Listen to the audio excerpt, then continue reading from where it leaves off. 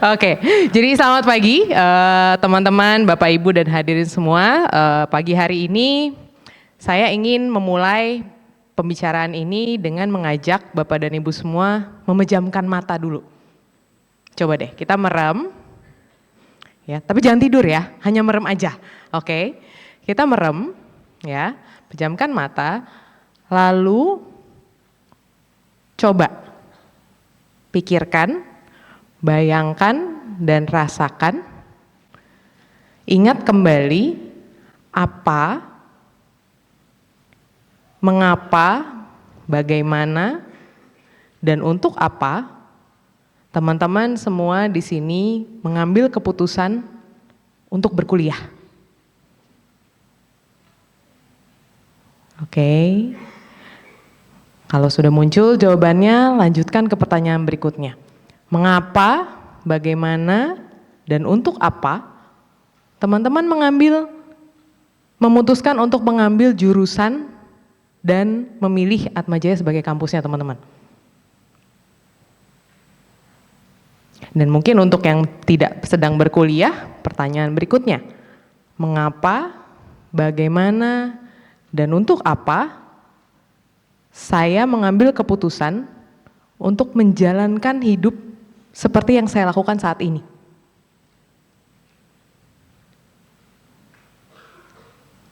Oke, kalau udah ketemu jawabannya boleh buka mata. Oke, saya yakin jawabannya sangat bervariasi. Ada yang bilang bahwa, oh saya ingin mendapatkan kesempatan belajar yang baik supaya nantinya bisa berkarir dan punya masa depan yang cerah. Ada juga yang mungkin bilangnya, oh saya masih dalam misi untuk mau membahagiakan orang tua saya dengan saya berkuliah. Ada juga yang bilang mungkin, ya habis lulus SMA bukannya harusnya kuliah ya, gitu. Seringkali kita berada di jawaban yang terakhir nih, habis lulus SMA kuliah. Jadi kita menjalani hidup itu seperti sebuah template, teman-teman. Mengambil keputusan berdasarkan template yang sudah pada umumnya terjadi seperti itu. Tidak benar-benar menyadari apa sih aspirasi pribadi yang saya punya untuk diri saya sendiri mengambil keputusan ini. Dulu saya masih ingat pada saat saya pertama kali menginjakan kaki kuliah psikologi, kebetulan ada dosen yang bertanya pada saya, kenapa kamu pilih psikologi? Pertanyaan yang sama seperti yang tadi saya tanyakan kepada teman-teman. Jawabannya sederhana, pengen berobat jalan teman-teman, gitu ya. Yang mana ternyata jawaban saya ini, apakah membuat saya sembuh setelah lulus dari psikologi? Jawabannya tidak, ya. Saya malah sadar, oh ternyata saya banyak sekali nih permasalahan, gitu ya. Dan hal ini membukakan mata sebenarnya bagi saya. Saya baru menyadari bahwa selama ini ternyata saya punya kecenderungan mengambil keputusan dalam hidup itu secara autopilot. Secara otomatis berdasarkan apa yang saya pahami, saya lihat tentang hidup saya. Oh saya punya luka masa kecil, oke lah saya ambil psikologi, saya berobat jalan. Gitu. Ya. Kita nggak sadar bahwa kita tuh suka mengambil keputusan secara autopilot, template gitu ya, berdasarkan apa yang sudah kita alami sebelum-sebelumnya. Kayak tadi saya bilang, mungkin kita terbiasa dengan template lulus TK masuk SD, lulus SD masuk SMP, lulus SMP masuk SMA, sama kan jawabannya kan semua kan, lulus SMA masuk kuliah, lulus kuliah masuk kerja, lulus kerja. Nah, nggak ada yang namanya lulus kerja ya. Jadi sebenarnya sangat penting buat kita sedini mungkin mulai membayangkan mau menjalani hidup kita ini seperti apa. Apakah perlu kuliah? Perlu dan tidak. Ada pebisnis yang begitu berhasil tanpa perlu menempuh jenjang pendidikan kuliah? Ada. Tapi kan pertanyaannya balik lagi ke tadi, evaluasi tentang keputusan yang kita ambil. Mengapa? Bagaimana dan untuk apa kita mengambil keputusan untuk berkuliah, untuk menjalani hidup seperti sekarang. Nah beruntungnya tadi kan saya bilang saya sempat pusing ya pas lulus dari psikologi gitu. Wah saya mesti gimana nih gitu ya. Beruntungnya adalah ternyata perjalanan saya ini membawa saya pada keputusan berikutnya yang kemudian membuat saya jadi punya kehidupan yang lebih bermakna. Dan hari ini bisa berdiri di depan teman-teman dan berbagi tentang apa yang saya temukan di ruang terapi saya. Ya, yang mana itu banyak berkaitan dengan kacamata, teman-teman. Kenapa kacamata? Saya melihat di sini ada beberapa yang pakai kacamata nih. Teman-teman yang pakai kacamata ini pasti punya tujuan, benar? Benar nggak ya? Punya ya tujuannya ya. Fungsi kacamata ini kan entah untuk melihat situasi dengan lebih jelas, ya karena mungkin kita rabun jauh, atau mungkin yang agak duduk depan nih rabun dekat gitu ya. Udah mulai usia-usia rabun dekat, mohon maaf ya.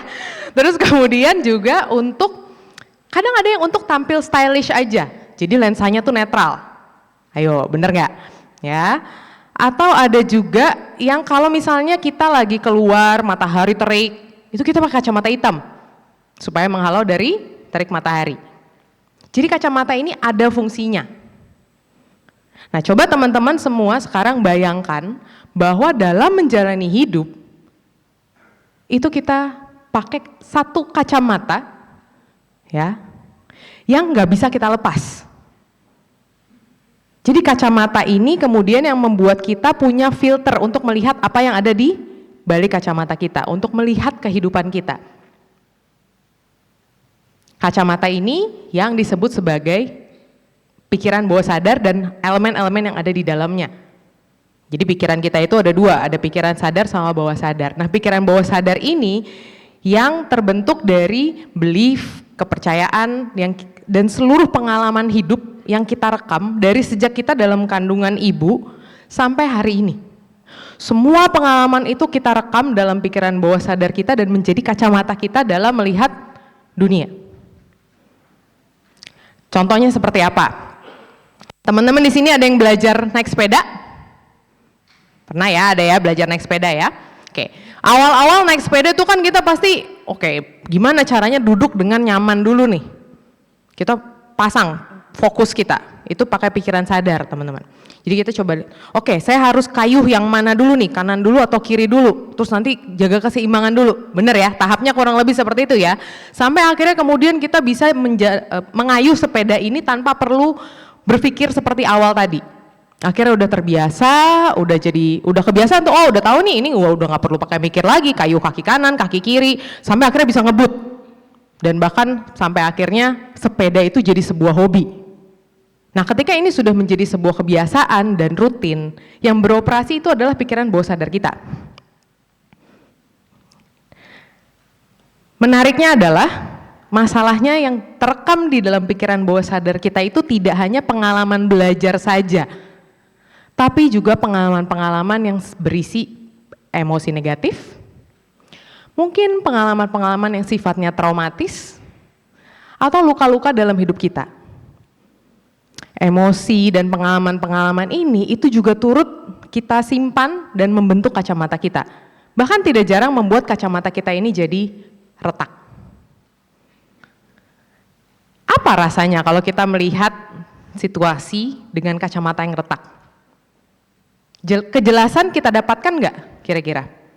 Nggak, blur ya. Atau bahkan kadang kita melihat orangnya jadi ada dua nih. Gitu. Dan kita akhirnya menginterpretasi, memahami situasi di luar diri kita dengan cara yang ternyata tidak tepat, tidak jernih. Contoh tadi yang hobi sepeda, udah hobi nih, wah oke, udah bisa ngebut, tiba-tiba dia mengalami kecelakaan. Dan kecelakaan ini membuat dia begitu sakit pengalamannya, begitu sedih, begitu takut untuk main sepeda lagi. Kacamatanya retak sehingga dia tidak lagi melihat aktivitas bersepeda sebagai sesuatu yang menyenangkan seperti sebelumnya. Inilah yang terjadi jika kita dalam hidup, kan hidup nggak ada yang pengalamannya positif terus, bener nggak? Ya, pasti ada pengalaman-pengalaman yang sifatnya negatif, memuat emosi-emosi yang negatif juga. Ini yang menyebabkan kacamata kita retak dan kemudian melihat situasi dengan tidak jernih tadi. Teori tentang pikiran sadar, pikiran bawah sadar ini sudah berkembang lama, sejak zaman mungkin yang muncul di sosial media atau teman-teman cukup familiar adalah Sigmund Freud, Carl Jung, gitu ya, dan berkembang sampai sekarang. Dan bahkan guru saya Bapak Adi W. Gunawan yang memang menekuni di area ini, kami di ruang terapi itu menemukan bahwa kekuatan pikiran bawah sadar dalam menentukan kualitas kehidupan kita, kualitas keputusan yang akan kita ambil itu sekitar 95 sampai 99%. Pikiran sadar tuh hanya 1 sampai 5% aja. Dia tugasnya menyerap informasinya, tapi yang menentukan keputusan kita berikutnya itu adalah pikiran bawah sadar. Jadi begitu besar perannya si kacamata ini, dan kalau dia retak, itu akan membuat kualitas hidup kita juga jadi buruk. Jadi nggak baik. Yang datang ke ruangan saya ada kasus-kasus yang sifatnya ekstrim, yang mungkin kacamatanya retak, itu karena pengalaman-pengalaman traumatis seperti misalnya pelecehan seksual atau mungkin kekerasan verbal, fisik oleh mungkin orang tua atau figur otoritas di dalam hidupnya, bullying, itu kasus-kasus ekstrim saya sebutnya. Tapi ada juga kasus-kasus sederhana yang saya yakin teman-teman juga ada yang pernah mengalami gitu. Gampang kepancing emosi, kalau ada situasi yang tidak menyenangkan, meledak-ledak gitu ya. Sampai ada satu contoh, sebutlah Ibu Ani ya. Ibu Ani ini usianya 57 tahun. Dia punya suami, satu suaminya ya, punya suami, lalu kemudian punya anak, pria usianya remaja. Ibu Ani datang ke saya dengan keluhan bahwa, Bu, kok saya gampang sekali ya terpancing emosi, marah ketika melihat suami saya itu nonton video YouTube di rumah dengan volume yang keras-keras. Ya biasalah ya, kalau udah usia-usia segitu kan mungkin pendengaran juga agak mulai menurun ya gitu. Jadi dia tuh dengerinnya keras-keras dan saya marah, Bu. Saya marah sampai saya negur suami saya pun ujung-ujungnya kita bisa jadi bertengkar hebat hanya karena masalah video YouTube. Kemudian setelah itu saya tuh juga jadi muncul perasaan khawatir. Anak saya ini kan laki-laki ya Bu ya. Kalau anak saya laki-laki ini nanti tumbuh, berkembang, besar, jadi kayak bapaknya, saya nggak mau Bu. Dia cemas anaknya akan tumbuh seperti bapaknya. Berkembang tuh dari yang awal cuma marah-marah, berkembang jadi cemas. Saya merasa saya jadi ibu yang gagal mendidik anak saya kalau anak saya jadi kayak bapaknya. Berkembang lagi menjadi perasaan ibu yang gagal. Dan akhirnya dia merasa bahwa hidup ini tuh saya ngerasa kok kayaknya maknanya makin gak jelas ya buat saya. Dia berpikir bahkan sampai untuk mengakhiri hidupnya. Lantas karena dia sudah datang ya saya konsultasikan lah, saya ajak ngobrol, saya ajak bicara, saya tanya sama dia. Kira-kira Bu, apa ya yang bisa kita lakukan dalam situasi ini? Kalau saya lihat, ibu tuh kan pilihannya dua ya. Satu, ibu mau hilangkan suami ibu. Ya dong, biar nggak nonton YouTube dan keras-keras lagi kan. Atau ya kita hilangkan nih, retakan di kacamata ibu, emosinya yang menyebabkan ibu gampang kepancing ketika lihat si suami denger YouTube keras-keras. Pilihannya dua itu Bu, saya bilang. Oh ya kalau hilangin suami saya janganlah, dia bilang, dia nggak mau gitu ya. Akhirnya saya ajak dia untuk kita reparasi aja kacamatanya, ya. Kita perbaikin aja nih kacamatanya supaya dia tidak lagi mudah terpancing marah ketika melihat suaminya nonton YouTube dengan suara keras.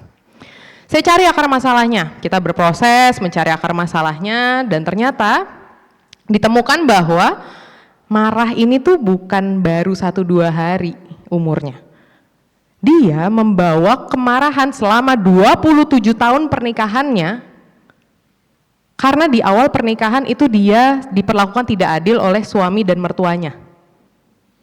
Di awal pernikahan kemarahan itu terjadi lalu tidak dia proses, meretakkan kacamatanya dan dia bawa kacamata itu sampai 27 tahun berikutnya dan mempengaruhi seluruh perjalanan hidupnya secara negatif.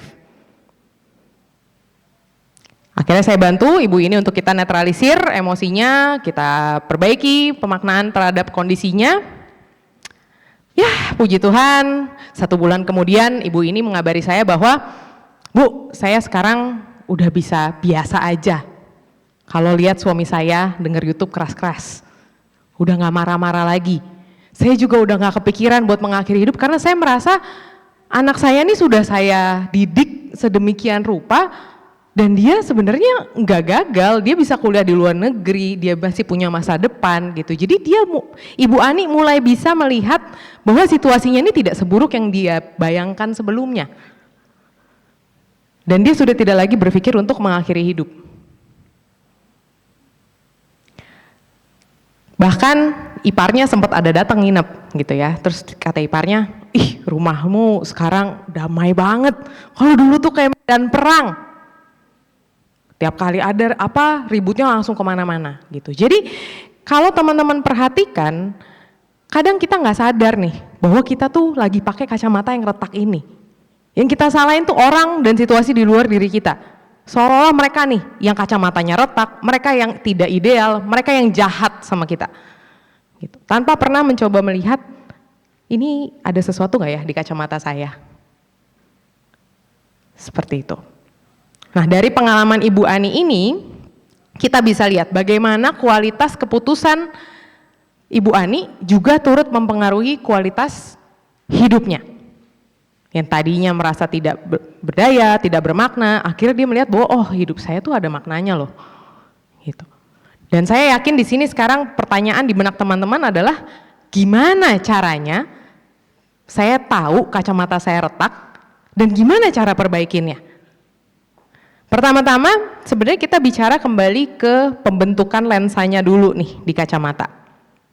Kita perlu memastikan apa yang kita konsumsi dan masuk ke pikiran bawah sadar kita itu sesuatu yang sifatnya positif dan baik. Buku, carilah buku-buku, baca buku-buku yang memang bisa memberikan data-data baik untuk diri kita. Nonton film, sosial media, itu harus disortir. Cari video, film, tontonan, ataupun account-account sosial media yang dampaknya positif buat teman-teman. Berita-berita negatif, bukan saya ngajarin teman-teman untuk apatis, enggak ya. Berita negatif boleh kita tahu, tapi nggak perlu kita sampai cari tahu. Kayak sekarang tuh siapa? Loli ya, Loli. Lagi rame nih berita Loli ya, kayaknya ya. Gitu. Sampai kita cari tahu kenapa sih mereka begitu. Nggak perlu kita ikut terlibat dalam emosi yang dihadirkan oleh jejaring sosial ini, gitu.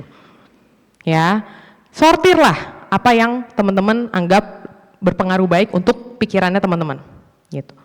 Dan juga coba evaluasi lagi relasi-relasi yang teman-teman putuskan ada dalam hidup teman-teman saat ini. Kalau relasi ini isinya gosip, ngomongin keburukan orang, itu layak untuk kita kurangi frekuensinya, kumpul-kumpulnya. Kenapa? Yang suka ngomongin orang tuh biasanya kacamatanya semuanya retak. Terus teman-teman bayangin nggak, kacamatanya retak semua, ngomongin hal yang sama, nyambung nggak kira-kira?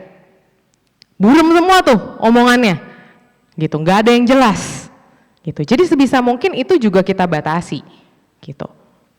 Ya, itu yang pertama. Kita harus pastikan kita membentuk lensa kita dengan sesuatu yang baik dulu. Lalu yang kedua, coba perhatikan dalam hidup teman-teman, apakah ada pola berulang yang sifatnya negatif dalam mengambil keputusan, atau dampaknya itu negatif buat teman-teman. Contoh kayak tadi Ibu Ani, oh saya merasa saya memutuskan untuk menegur suami saya tapi ini malah jadi bertengkar hebat gitu. Berarti mungkin ada sesuatu yang salah nih dari cara saya menghadapi si suami saya gitu. Atau juga bisa coba evaluasi lagi, saya nih kan nggak pengen ya, secara sadar kita tahu nih, kita nggak mau punya pasangan yang melakukan kekerasan atau suka selingkuh, nggak ada yang suka diselingkuhin. Tapi kenapa kok saya tiap kali pacaran, pacar saya selingkuh mulu gitu. Atau tiap kali udah ganti pasangan pun dapetnya yang hobinya selingkuh. Nah itu teman-teman udah mulai perlu mempertanyakan apa yang menyebabkan kacamata teman-teman tuh ngelihat orang dan langsung tertarik sama orang ini, yang mana ini potensinya sebenarnya ke arah sana gitu, ke arah selingkuh gitu ya. Jadi itu yang kedua. Lalu yang ketiga, teman-teman perlu belajar menerima masa lalu. Apa yang sudah terjadi kemarin itu udah nggak bisa kita ubah lagi. Kacamatanya nih udah retak, ya udah. Jangan kita terus lihat, aduh kacamata saya retak, saya apa ini gitu. Meratapi, menyesali bahwa kacamata ini retak dan seandainya kita bisa kembali ke masa lalu untuk membuat ini tidak retak. Jangan. Teman-teman harus ingat bahwa teman-teman punya pilihan membangun hari ini dan masa depan yang lebih baik dari sebelumnya. Jadi ya udah, kita cari aja cara untuk memperbaiki si kacamata yang retak ini. Dan yang terakhir, teman-teman, soal perbaikan kacamatanya. Bisa nggak kita perbaikin sendiri kira-kira? Mungkin bisa kita coba. Tapi kalau sudah coba sendiri tapi tidak bisa, please do seek help. Cari bantuan profesional. Kalau kacamata kita rusak dan nggak bisa kita perbaiki, kita pasti ke tukang reparasi kacamata kan? Gitu. Ya jadi carilah bantuan. Apakah bisa dibantu sama orang tua dan teman-teman dekat? Mungkin bisa pada taraf tertentu. Analoginya begini, kalau teman-teman sakit demam, apakah teman-teman kalau udah dikasih obat nih sama orang tua terus nggak turun-turun, terus diem aja? Enggak kan ya? Pasti kan pergi ke dokter. Hal yang sama juga dengan kondisi kesehatan mental, gitu. Apalagi bisa jadi yang menyebabkan kacamata kita retak itu adalah orang-orang terdekat kita juga. Belum tentu mereka bisa bantu. Ya, jadi pesan saya seperti itu. Cobalah ketika kita menghadapi sebuah situasi, pertama-tama jangan langsung menunjuk bahwa ini situasinya dan orang lain yang tidak ideal. Coba mulai melakukan perjalanan ke dalam diri, mulai periksa apakah ada sesuatu yang retak di kacamata kita ketika melihat kehidupan. Sekian dan terima kasih.